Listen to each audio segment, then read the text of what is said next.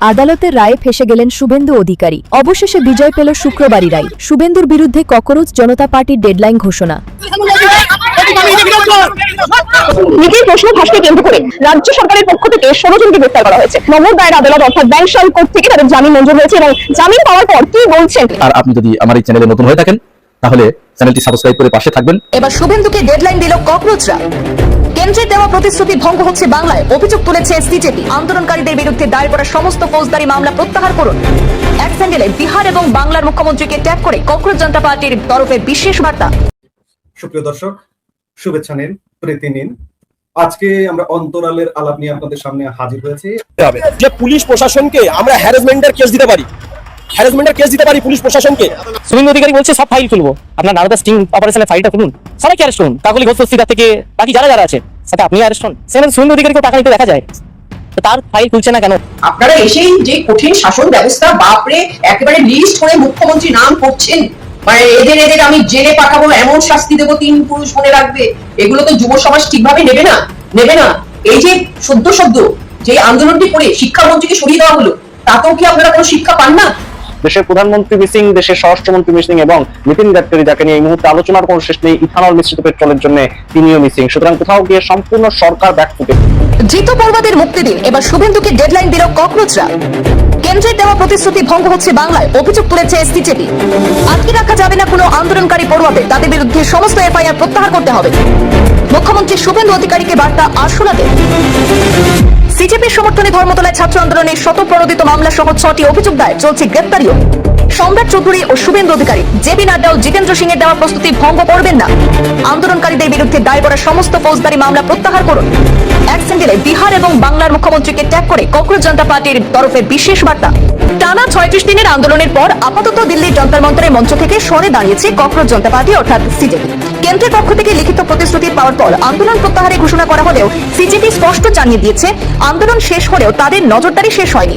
দলের অভিযোগ, আন্দোলন প্রত্যাহারের সময় কেন্দ্রের পক্ষ থেকে যে প্রতিশ্রুতি দেওয়া হয়েছিল তার একটি গুরুত্বপূর্ণ অংশ এখনো বাস্তবায়িত হয়নি। সেই প্রতিশ্রুতি ছিল আন্দোলনের জেরে যাদের বিরুদ্ধে বিভিন্ন রাজ্যে মামলা এবং এফআইআর হয়েছে সেগুলি প্রত্যাহার করা হবে।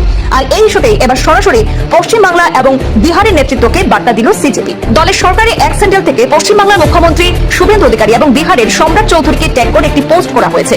সেখানে সিজেপির তরফে লেখা হয়েছে, জেপি নাড্ডা ও জিতেন্দ্র সিং যে প্রতিশ্রুতি দিয়েছেন তা ভঙ্গ করবেন না। আন্দোলনকারীদের বিরুদ্ধে দায়ের করা সমস্ত ফৌজদারি মামলা ও এফআইআর প্রত্যাহার করুন।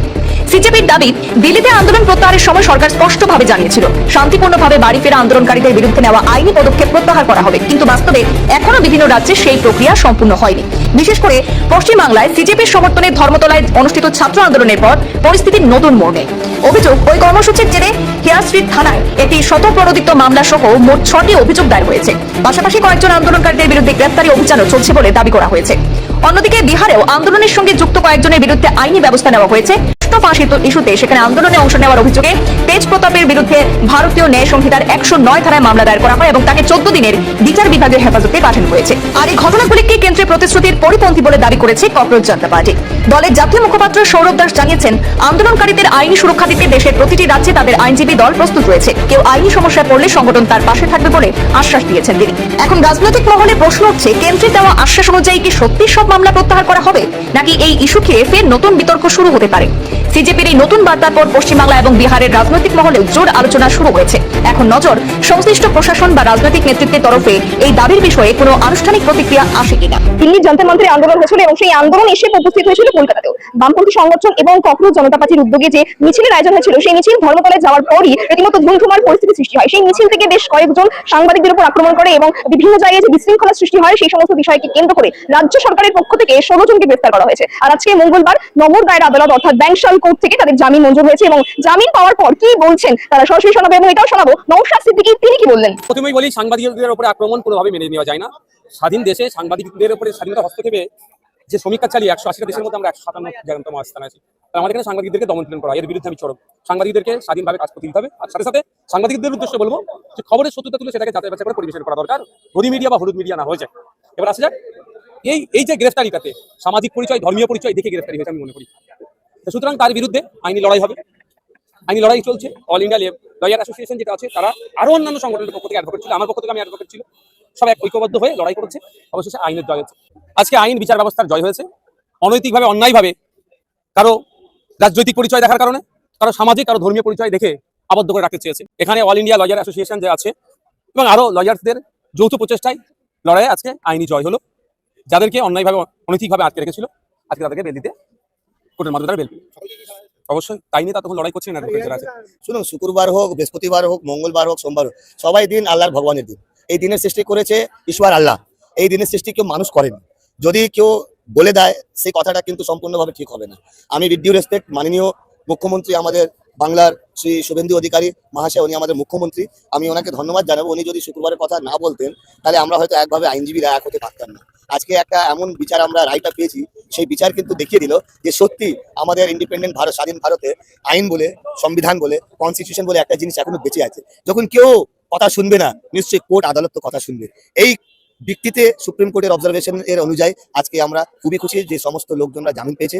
আমরা আশাবাদী, আমরা আশা করব যে পরবর্তীকালে পশ্চিমবঙ্গ সরকার এই সব জিনিস নিয়ে যেভাবে একটা মিস ইন্টারপ্রিটেশন ক্রিয়েট করা হচ্ছে এটাকে রেকটিফাই করবেন। আর আশা করি ওনারা যদি মানুষের সাথে, জনগণের সাথে যদি পাশে দাঁড়ান, নিশ্চয়ই মানুষ ওনাদের উপরে ভরসা রাখবে।